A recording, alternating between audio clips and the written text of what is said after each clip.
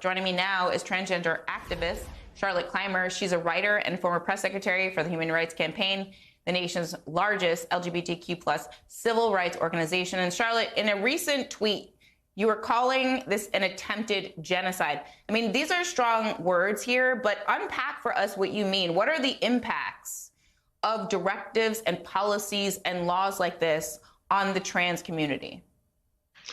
I don't want to mince words here. Trans kids are going to die because of this executive order.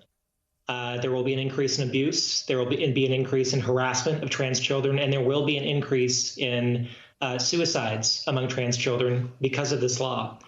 And I hate to say this and put it in such stark terms because I don't want to scare any kids or families who are watching right now. But I think the public needs to understand, especially cisgender people who are watching, this is the most aggressive anti-LGBTQ action in the United States in the past 30 years. Hands down, nothing comes close. This is the state, a state government saying that it's okay for the state government to rip away trans children from their parents if they're given access to gender-affirming care. I don't know how to overstate how awful that is. I don't know how to overstate it either. I mean, part of what I think a lot about is the fact that this is happening at all. I mean, we're in the middle of a pandemic. There are 100 bazillion issues that legislators who are elected to represent the people, they could go into the Texas state legislature and decide to pass different laws. Why are they focusing on trans children? Who is a danger to trans, like, why are they a danger to the rest of us? Why do we have to pass all these laws to protect everyone from trans people and trans children? That's a damn good question, Zerlina. That's a really good question. I feel that Greg Abbott and the Republican Party, and especially the Texas Republican Party, feels that this is going to help their electoral prospects.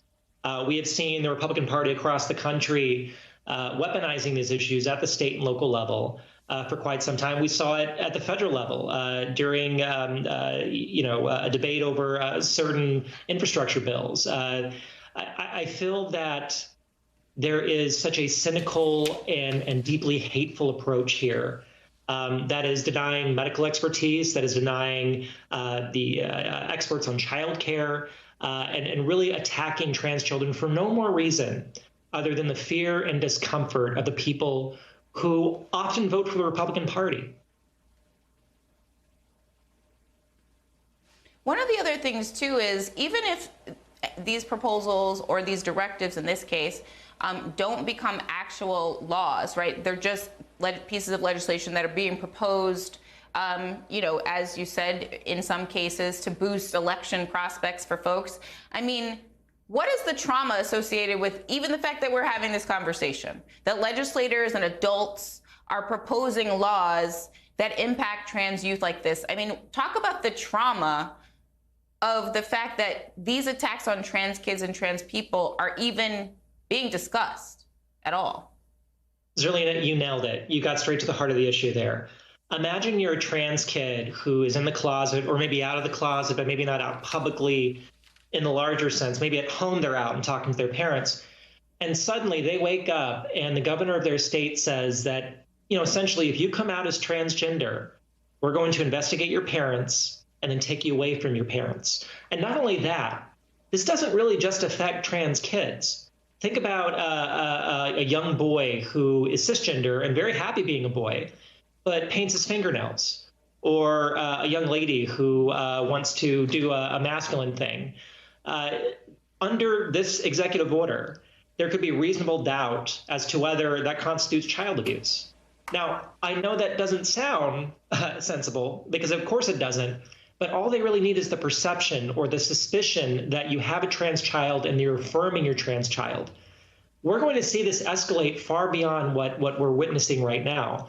And not only that, what lawyers on the ground are telling us in Texas is that they are the state government is aggressively pursuing these investigations. It's not just this one mother at the state agency. They're going to open up hundreds of these investigations. Right. We're going to see it happen very, very quickly. That is really concerning. It's like, it's one thing there's trauma associated with proposing the law, there's trauma associated with passing the law, but the fact that they are aggressively investigating is very alarming. Charlotte Clymer, we'll have you back as we get updates on these things. Thank you again for being here.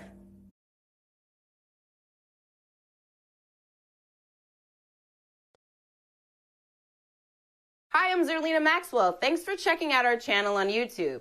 You can see more from Zerlina by clicking any of the videos on this screen, and make sure you subscribe below to stay up to date on the day's biggest stories. Thanks for watching.